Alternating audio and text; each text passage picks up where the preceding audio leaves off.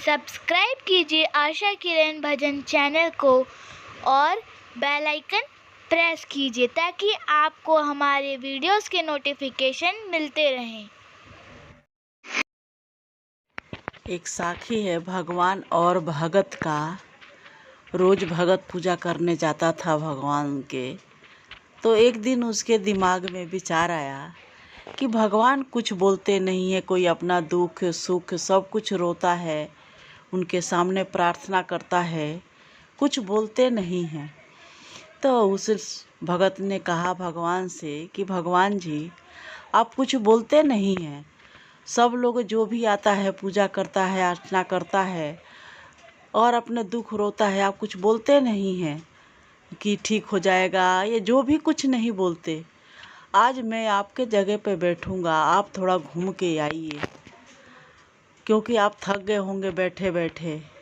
भगवान जी ने कहा कि ठीक है, तू बैठ जा, मैं जाऊंगा, पूरे दिन के लिए मैं घूम के आऊंगा, तुम बैठे रहना, पर किसी से कुछ मत बोलना, कुछ भी हो रहा हो लेकिन चुपचाप ही रहना है, कुछ बोलना नहीं है। भगत ने कहा कि ठीक है, नहीं बोलूँगा मैं। अब भगवान चले जाते हैं और भगत बैठा हुआ है उनके जगह पे भगवान जी के।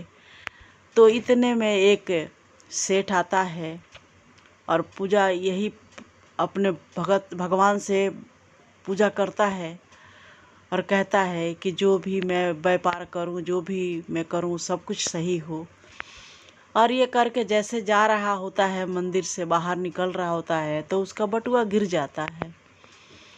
अब उसके बाद में एक गरीब आता है जो कई दिनों से भूखा होता है, उसके बाल बच्चा भी भूखे होते हैं।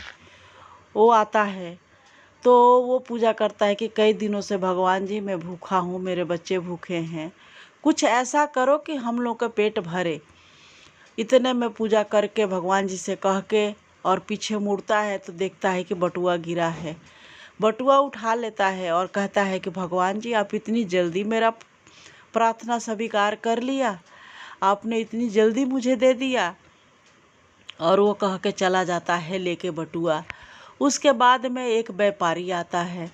व्यापारी पूजा करता है, कहता है कि हे भगवान जी, मैं जा रहा हूँ समुद्र के रास्ते व्यापार करने, बिल्कुल सही सलामत ले आना, अच्छी व्यापारी हो, जो जहाँ जा रहा हूँ व्यापारी अच्छी हो।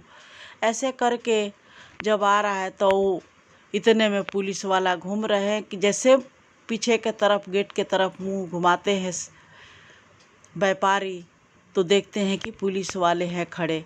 अब कहने लगी तुमने इस सेठ को बटुआ चुराया है। अब वो व्यापारी करे नहीं, मैंने नहीं चुराया है। अब उस भगत से रुका नहीं गया, उसने बोल पड़ा कि नहीं, इसने नहीं उठाया है, एक वो गरीब फलाना आदमी उठा के ले गया है।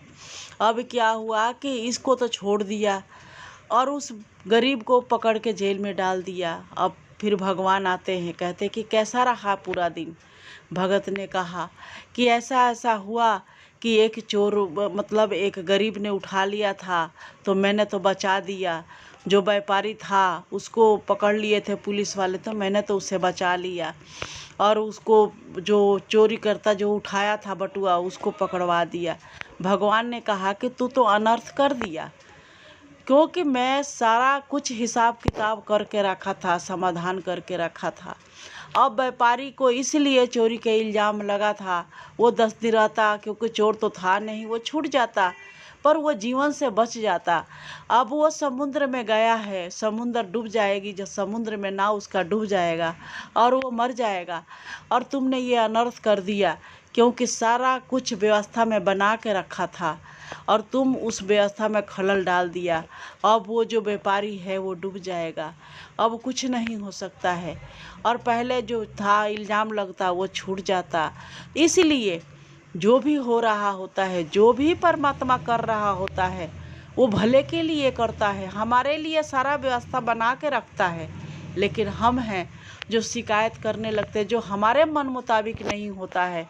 नहीं, हम शिकायत ना करें, परमात्मा के व्यवस्था में कोई हम खलल ना डालें। ये जो भी करता है अच्छे के लिए करता है, जो भी हो रहा होता है ये अच्छे के लिए होता है, हमारे भलाई के लिए होता है।